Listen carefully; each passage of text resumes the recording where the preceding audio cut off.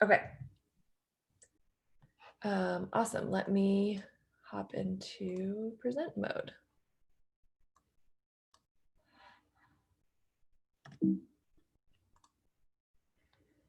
Okay, so hi everyone. My name is Amy Lipsitz. I've been at UC San Diego as the senior social media strategist for a little over a year now. Prior to me and this role being developed, there was actually no social media position at the university. So this is all fairly new. And we've been working really hard this year to create a social media strategy for the entire university that helps us share the impact of education research and public service, as well as engage with current and prospective students by making our social media presence fun and informative and a community space where students feel like they're being heard, and that we can also share a lot of student-generated content. My day-to-day role is the management and strategy of the main UC San Diego social media channels. So that's Facebook, Twitter, LinkedIn, Instagram, and YouTube. And then I'm also responsible for the social media working group on campus. So there are about 170 people on campus that work on social media in some aspect. That's some smaller departments that have just a Twitter channel, all the way to the people that manage the athletics teams channels and everything in between. So all those people meet quarterly to get updated on trends or things that have been happening in the world of social media.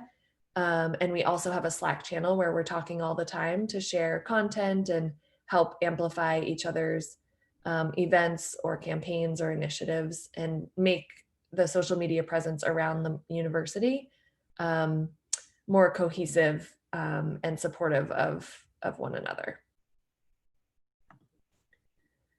So I wanted to get into a few social media best practices, things that I think about every day when we're trying to decide how to strategically post all the content and all the wonderful things that are coming out of or happening at the university. So the first aspect is to make sure you have a really clear strategy and clear goals. So I mentioned the goals of the UC San Diego channels in my intro, engaging with students, sharing research, education, those kinds of things. So just making sure you know why you're using social media and what the goals are of those channels. It's also really important to know who is looking at all that wonderful content that you're putting out. So sorry, there's someone at my door. So it's great to check your analytics and see your audience demographics. So the graphics that I included here on the left is the UC San Diego Facebook audience, and on the right is the UC San Diego Instagram audience. So you'll see on Facebook, our audience skews a little bit older. We have a lot of alumni, grad students, parents. Those are sort of primary Facebook audiences for us. And then on Instagram, you'll see that that audience skews a lot younger to prospective and current students. So we obviously, for certain things, we'll share different content on those different channels and not always sharing the same thing across all channels. So if we have a message that's homecoming related, for example, and more targeted at alumni, we'll probably share that on Facebook. And if it's not as relevant to students, we wouldn't share it out on Instagram. This also, having this strategy and knowing who's on our channels also helps us select which channels we're active on and which we choose to ignore. So because students are our student body and the student age demographic in general is a lot more active on Instagram, we've decided to focus all of our efforts there and not as much on Snapchat and TikTok. That's sort of a bandwidth thing, but also a strategic thing of let's focus our efforts somewhere where we know students are paying attention, and not spread ourselves too thin.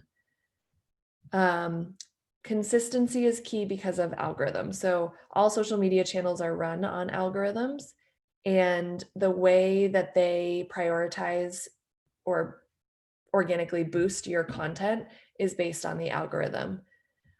So for example, with Instagram, their algorithm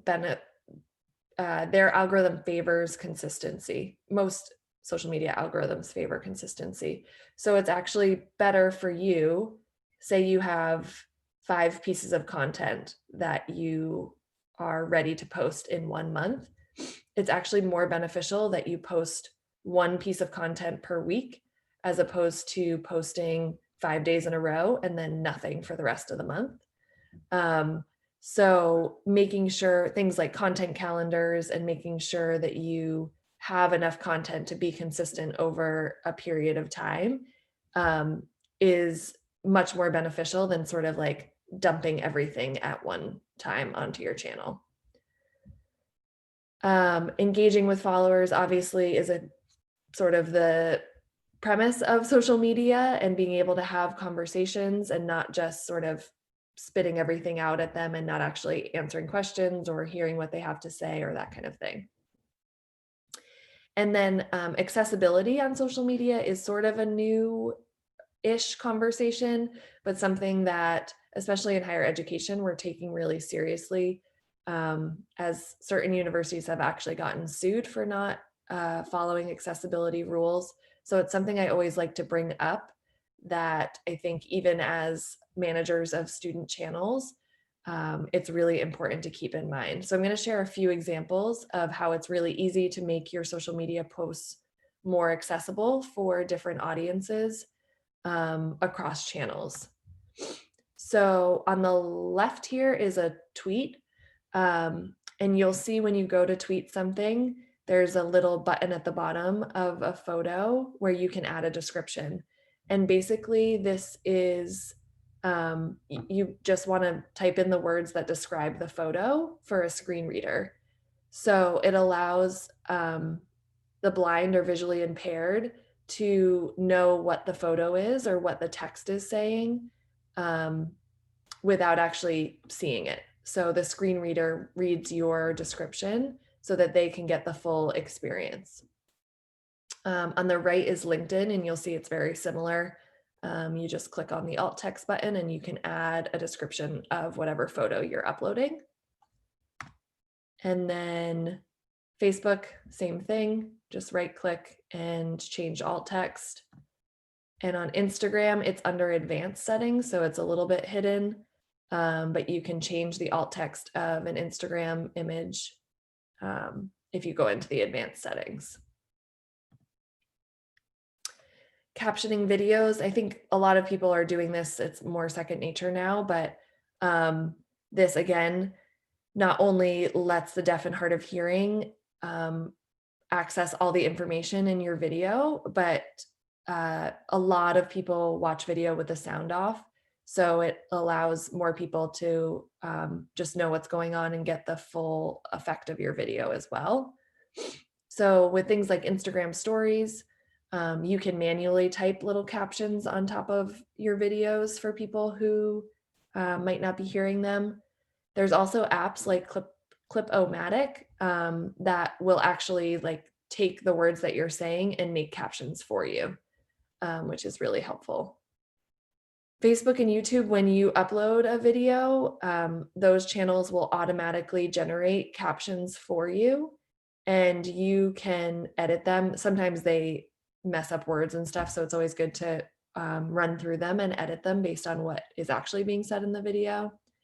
And unfortunately, LinkedIn and Twitter don't have that capability. So when you're uploading video to those channels, it's always good to have them burned in whatever editing software you're using. We use a tool called Rev, which will give you a manuscript of your video, and it makes it a lot easier to create the captions from that. Hashtags are another place where accessibility comes in. So screen readers read out hashtags too. And when you use Camelcase, which is just capitalizing the first letter of the different words, The screen reader has a much easier time differentiating what the hashtag is actually saying, as opposed to it being all caps or all lowercase, where it can't really tell. It kind of just all looks like one word, and you can't really tell the difference. And use emojis sparingly. We try to only use 1 or 2 emojis per post. And that is because, again, screen readers read out every single emoji. So if you dump 20 emojis at the end of a post, for someone using a screen reader, they have to listen through each emoji title when the screen reader gets to that point. So it's always a good idea to just use them more sparingly, and not a whole bunch at once. So I wanted to talk through some of the initiatives that we run on the UC San Diego channels, primarily Instagram, since that's our student focused channel, and just let you know about some opportunities to collaborate with us and have your content featured on the university channels. So we use a lot of student volunteers and student leaders to cover events and different initiatives for us on Instagram stories. So you'll see these, I'm not going to play them, but feel free to play them back after when you watch this. On the left, we have our Triton's Vote voter registration drive. So on National Voter Registration Day, we had some students from Triton's Vote live on our Instagram story telling students how they could come to the drive and register to vote. The second one was a kindness movement that our peer wellness educators put on as part of Mental Health Awareness Month. And the third was a celebration of the Chinese New Year, which we had students cover. So if you're ever hosting an event or need help getting the word out about an event and you'd want to be sort of the spokesperson and take our audience around on a live look at that event or initiative, please feel free to reach out to me. There's also a form I'm going to share where you can submit your idea for doing something like this. And we always want to have different faces and different students covering these kinds of things. So please keep this in mind as an opportunity to reach a wide audience of students with whatever event or initiative you have going on. We also have a pretty robust Giphy library with over 8 million views. This is a pretty new channel for us, but it's been really, really popular with students on Instagram stories. And we're always looking for new ideas of stickers to add to our library. We try to upload at least 10 new stickers each month. So you'll see here a lot of fun ones. A lot of these ideas have come from students. Students have made some of these. If that's something that you're into, we're always open to uploading student-generated Giphy stickers on our channel. But if you ever have an event that is sort of student-wide and could benefit from having its own Giphy sticker, or if you think of a fun idea, again, you can always email me, but there's also a form where you can submit your ideas through the form. And then each month, our graphic design team takes a look at the submissions that have come in, and they decide which ones they want to make for that month. A lot of them are themed to things that are going on. So you'll see we have some mask ones and washing your hand ones for the pandemic. The university is also celebrating its 60th birthday this year. So we're creating some fun ones with balloons and Geisel and birthday related ones. But we're always looking for just, more generic campus UCSD themed ones to add to. So if you ever have any ideas, please let me know or submit them through the form. And then we try to run a few takeovers each month on our channels. And these, again, are themed, sometimes themed to different things. We find that the ones that are themed perform better. So the one on the left was in conjunction with our celebration of first-gen graduates during graduation time last year, where we had a few different first-gen seniors take over and sort of talk about their experience as a first-gen UCSD student. The second one was Time to Earth Day. So a student took over who is a Green Fellow, and shared some of her tips for how she lives a more eco-friendly life. And the third was a student employee, just showing what it's like to both attend class and work on campus. So if you yourself would ever like to take over, or you have an idea for another student you work with, again, always feel free to reach out or submit your idea for a takeover through the form that I'm going to share, and we can get it set up. This is the form that I've been talking about.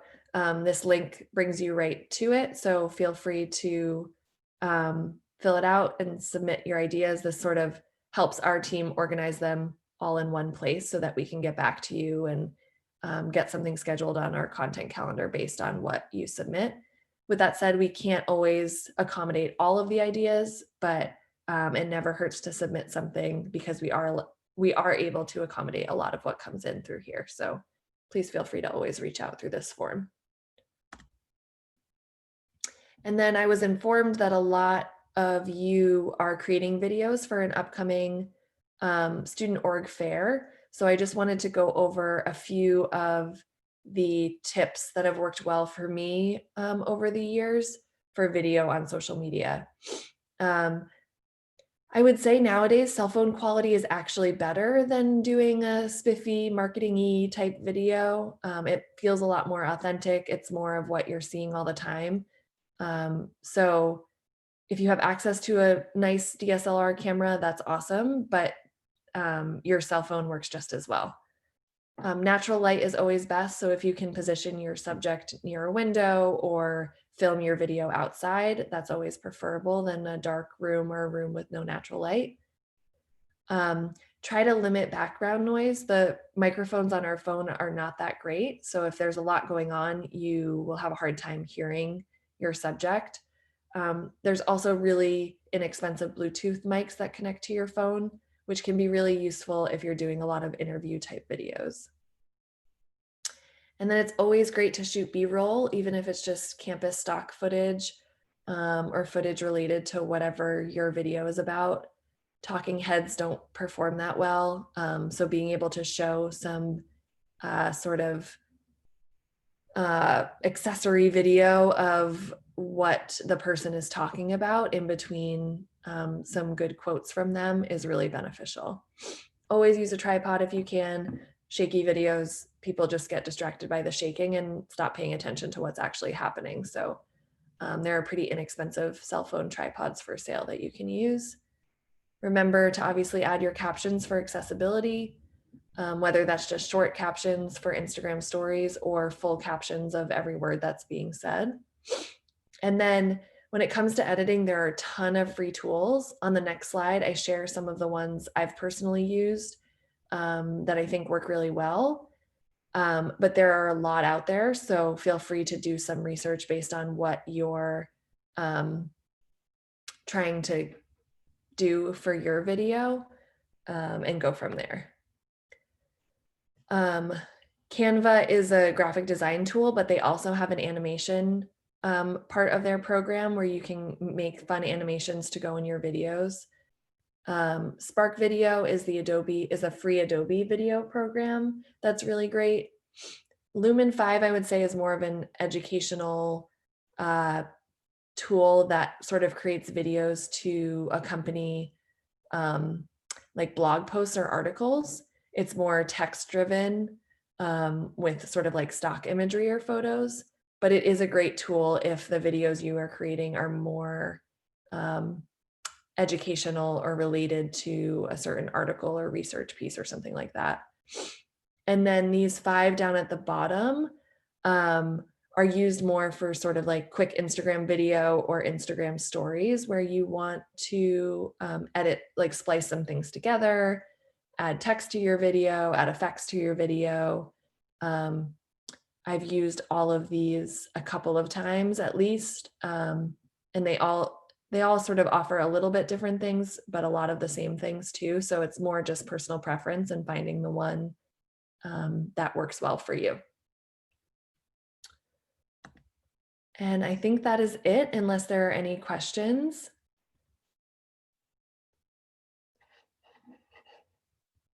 gonna stop sharing my screen.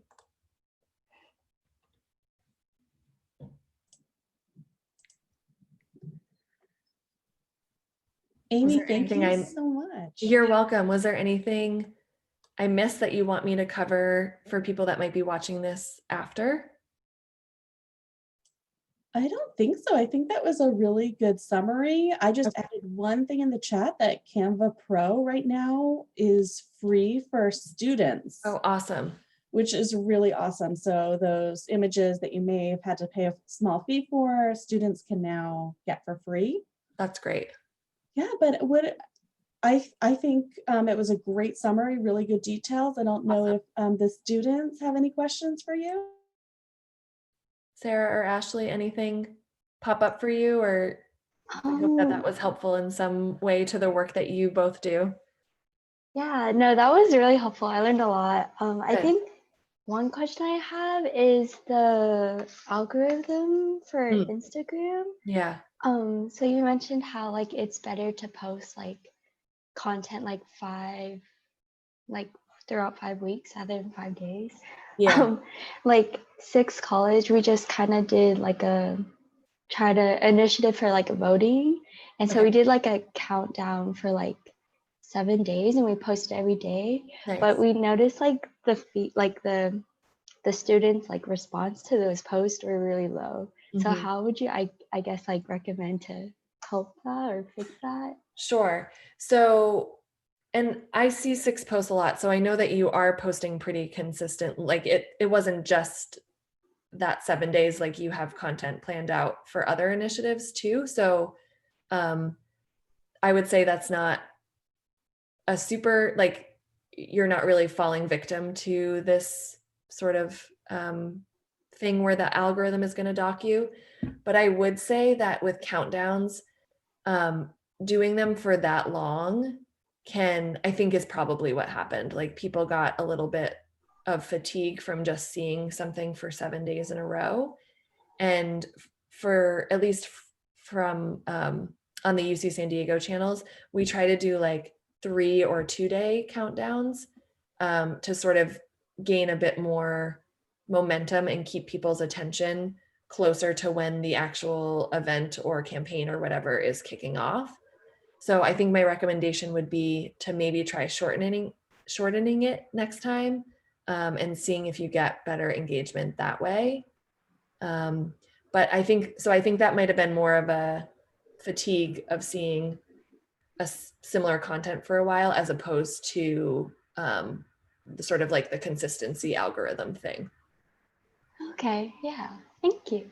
I would also recommend, on sort of the Instagram algorithm note, I would recommend taking a look at the audience demographics within your channel.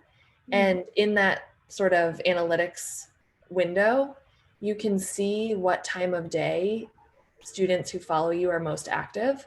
So for example, on Wednesdays at noon, students are really active on the UC San Diego Instagram.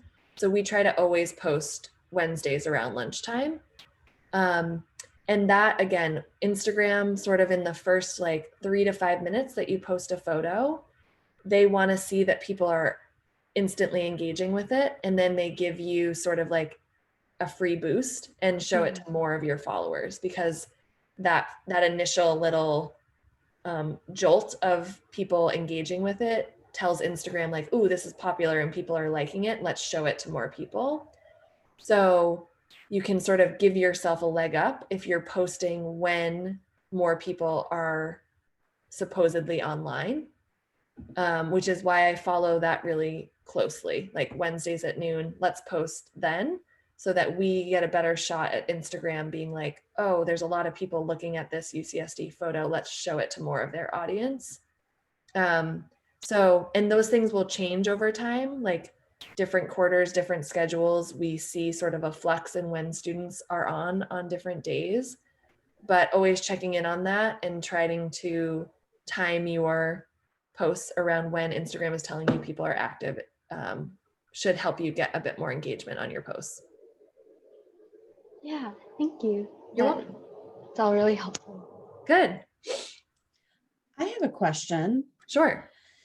So what do you think the best way to determine or to decide how to share someone else's content on your page is, right? Like I feel like it's possible that if you're always sharing content from another account, that then people are almost going to forget that you're your own organization or you're your Sure. own department. Yes. So how do you kind of determine or like pick and choose what to share from other accounts? So most of what, basically how I do it from the UC San Diego perspective is if it's more of like a, if what that account is posting is really relevant to their mission and what they're doing and wanting to send followers there because they can get more of that type of content more frequently. So for example, if what would be a good example? I guess we'll do voting since that's sort of top of mind right now. The AS Civic Engagement Instagram account, I've been sharing a lot of their posts as opposed to posting them natively, because I want students to know that that account exists and that they should go there for all voting information. Because as the university channel, we're posting about voting a lot, but there are 4 or 5 other things that we need to focus on this week, so we can't talk about voting all the time. But if you're a student who's really interested in voting, I want you to know that this account exists so that you'll go follow it and get that type of information all of the time.